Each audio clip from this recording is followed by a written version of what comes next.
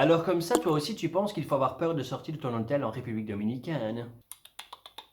D'ailleurs, si tu penses ça, dis-moi pourquoi, juste dans les commentaires en dessous. Salut les amis et bienvenue dans cette nouvelle vidéo de Voyage à Max. Dans cette vidéo, je vais te parler du jour où je suis sorti de l'hôtel en République Dominicaine. Je suis allé visiter le village de Bayahibe qui était pas loin de l'hôtel. J'ai trouvé un super restaurant en vue sur mer. J'avais les pieds en l'air en train de siroter mon petit mojito à la fraise. Je veux aussi te parler d'une fabuleuse agence d'excursion que j'ai trouvée sur place. Et alors, si tu restes jusqu'à la fin de la vidéo, je vais te parler d'un endroit secret que j'ai trouvé dans le village de Bayahibe, vraiment très charmant. Et alors, si tu aimes, n'oublie pas d'appuyer sur le petit pouce et alors partage. Ça m'aide à me faire connaître des autres et en faire profiter des fabuleux conseils que je donne. Ou tout pourri, ça dépend des avis. Allez, sur ce, je te mets le petit générique et on se retrouve dans une quinzaine de secondes. A tout de suite!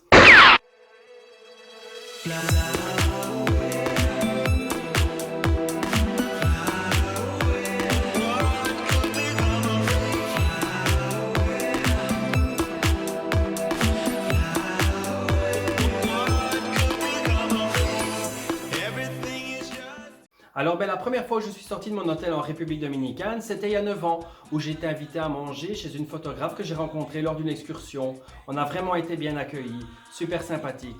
D'abord on est allé chez elle, elle avait vraiment une petite maison, il se contente vraiment du minimum. Et pourtant c'était pas quelqu'un qui était forcément pauvre. Pour cuisiner, elle a simplement une petite taque au gaz, d'ailleurs je te la mets là, comme ça tu te fais une petite idée de ce que c'est. Voilà, elle avait vraiment que ça. L'électricité, ils ont juste l'électricité 3 heures par jour, les douches évidemment toujours froides et pourtant ils sont heureux. Pour dormir, le lit de 2 personnes, c'est un lit de 2 personnes, mais bon, une personne et demie. Voilà, je te mets aussi la photo. Franchement, mais j'en retire vraiment une fabuleuse expérience de cette journée passée avec eux. Après avoir mangé, ils ont décidé de nous emmener dans une boîte à 14 heures. Quoi de plus logique?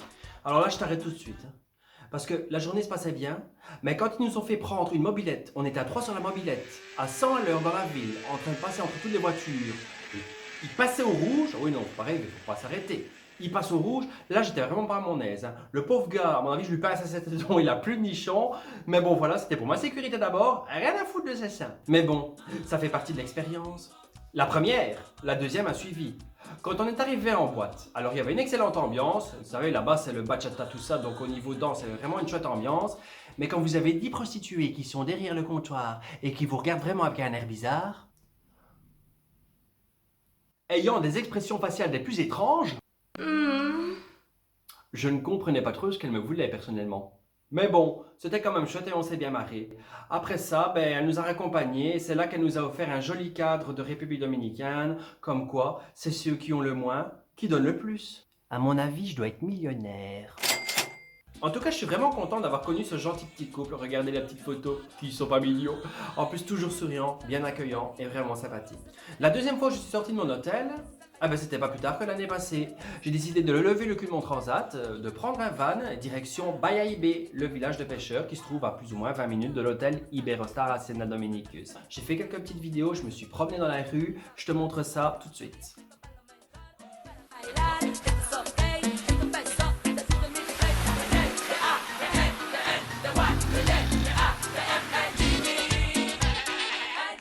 Voilà, comme tu peux le voir, il fait assez calme, les gens sont assez discrets. C'était une période creuse, on était fin avril, donc il y avait beaucoup moins de touristes. C'était des rues toutes simples, comme tu vois, c'est moins sauvage entre guillemets que ce qu'on le pense. Vraiment très belle vue sur la mer aussi.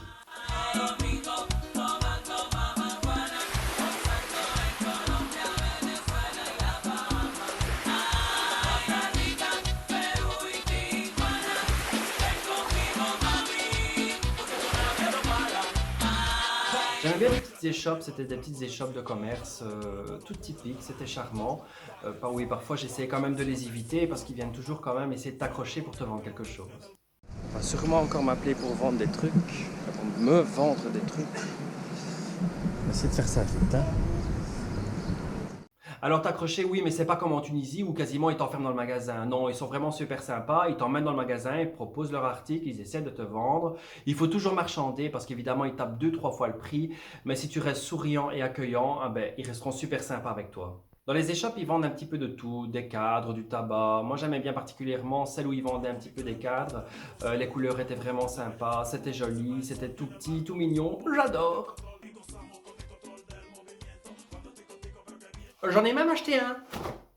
Il est beau, hein? Alors il était beau, mais le vendeur a pris vraiment tout son temps. Il m'a bien mis un quart d'heure pour emballer le cadre. Je n'en pouvais plus. Il était bien gentil, mais j'avais envie de visiter autre chose que son échoppe. Ça va?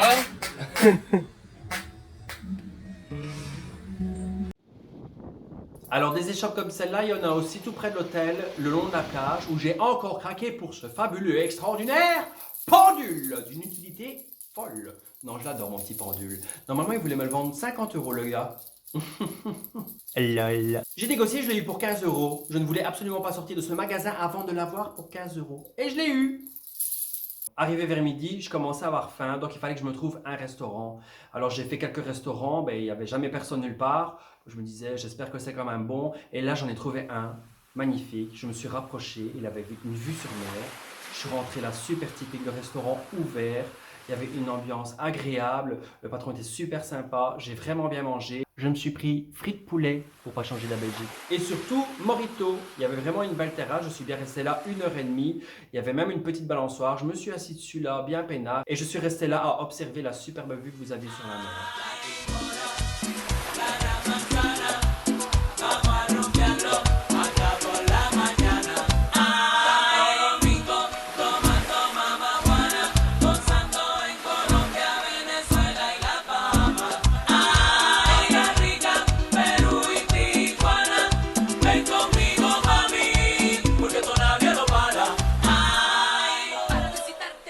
Alors à Bayahibe, c'est là que l'agence d'excursion Rihanna Sun reste.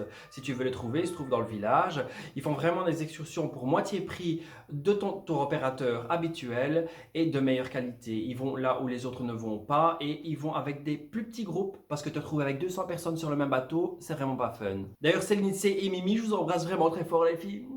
Je vous conseille, n'hésitez pas, allez même voir sur TripAdvisor les avis, elles sont extraordinaires. Alors Lindsay, c'est elle. Et Mimi, c'est elle. Elles sont géniales ces filles, je les adore. Alors après tout ça, je croyais que j'avais fini mon petit tour de Bayahibe. Et c'est là qu'à force de m'enfoncer petit à petit dans le village, j'ai découvert vraiment un endroit vraiment charmant. J'ai répété vraiment 2 fois, mais on s'en fout.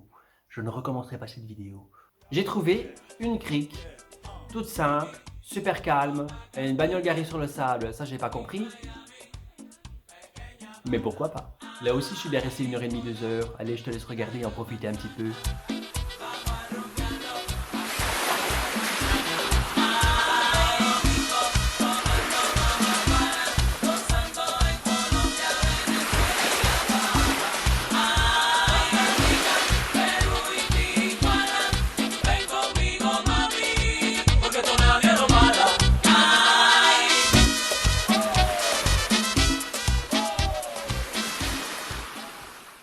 J'ai même trouvé ce petit coquillage sur place, enfin ce gros coquillage.